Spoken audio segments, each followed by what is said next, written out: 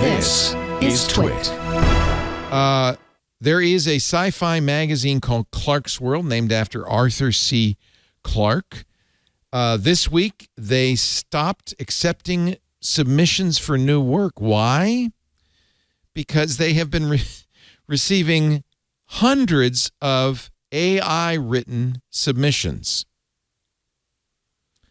Clarkesworld, which is considered one of the top sci-fi and fantasy literary publications, it's won several Hugo Awards, regularly bans a small number of people from submitting works each month, mostly for alleged plagiarism.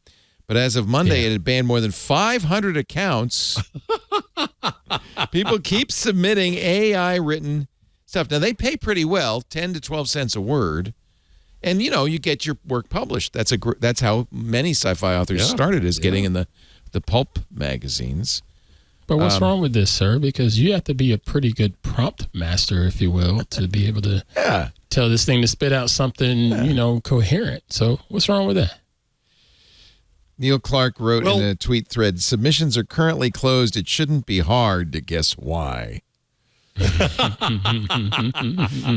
He wrote a blog post, a concerning trend. Oh, it's not named after Arthur C. Clarke. Neil Clarke is the editor of Clarkesworld. So it's his. Oh, well, it's his man. I just assumed it was A.C. Clarke, but no.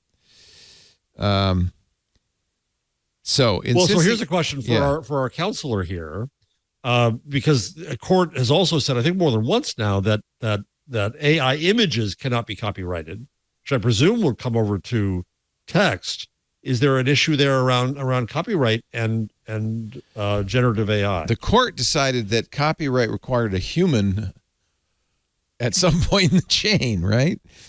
A machine can't copyright stuff. Is that right, Cathy? Well, I think you're referring to the monkey selfie case, which said yes, a human has to be involved. It can't, but that was one that looked at animals. This is a thing that a lot of people are kicking around, because I think there's also a question: if there's a copyright, who would own it? The creator of the AI, or the person who deployed the AI, or both, or neither?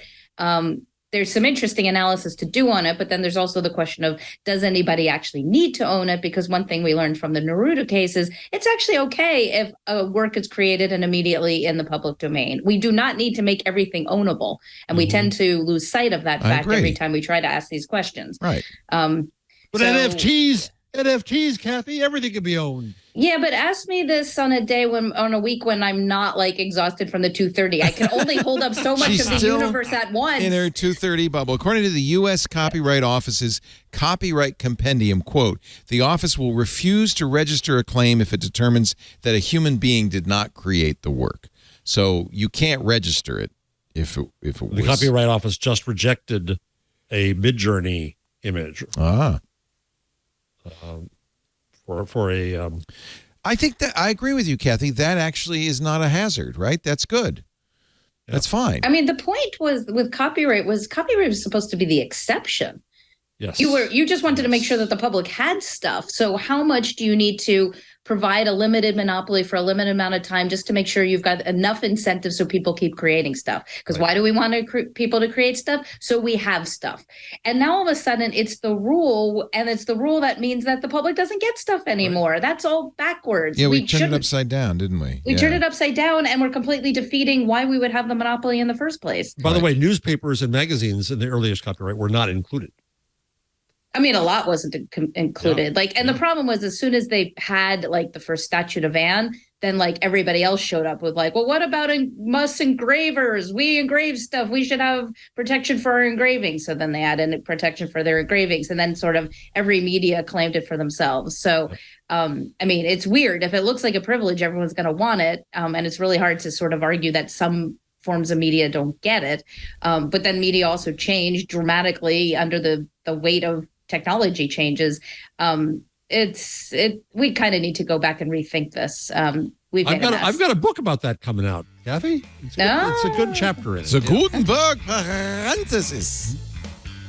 Listeners of this program get an ad-free version if they're members of Club TWiT. $7 a month gives you ad-free versions of all of our shows, plus membership in the Club TWiT Discord, a great clubhouse for TWiT listeners. And finally, the TWiT Plus feed with shows like Stacy's Book Club, The Untitled Linux Show, The Giz Fizz, and more. Go to twit.tv/clubtwit. And thanks for your support.